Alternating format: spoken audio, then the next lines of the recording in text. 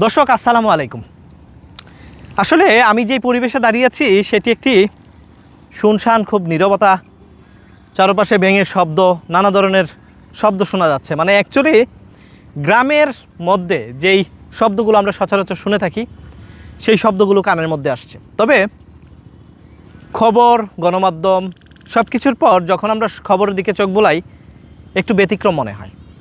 কেন আমি এই কথাটি বলছি? আপনারা নিশ্চয়ই জানেন যে এই জুলাই যে আন্দোলন হয়েছে, প্রথমে এই আন্দোলনের সূত্রপাত হয় কোঠার বিরোধিতা, অর্থাৎ কোঠা প্রথার বাতিলের কারণেই এই আন্দোলন হয়েছিল। কিন্তু সেই কোঠা কি আদৌ বাতিল হয়েছে কিনা, আর সেই কোঠার জন্য আজকে 1 বছর পার হওয়ার পরেও সেই কোঠার জন্যই কেনই বা আবার আন্দোলন করতে হয়েছে, কেনই বা পুলিশ আবারও টিয়ারশেল নিক্ষেপ করতে হচ্ছে বা সাউন্ড গ্রেনেড কেন নিক্ষেপ করতে হচ্ছে, সেটি আসলে খুব দুঃখজনক।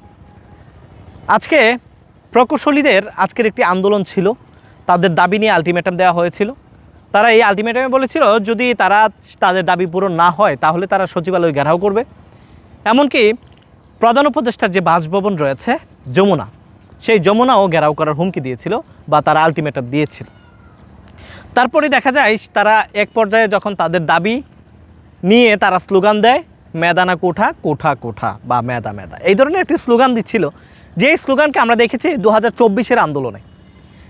সেই আন্দোলনের পর আবারও কেনই বা সেই মেধা বা কোঠার জন্য বা কোঠা বাতিলের জন্য তার আন্দোলন করতে হচ্ছে?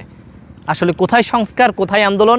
এই জুলাই আন্দোলন কি তাহলে আসলে বৃথা গেল কি না, এমন একটি প্রশ্ন কিন্তু দেখা যায়।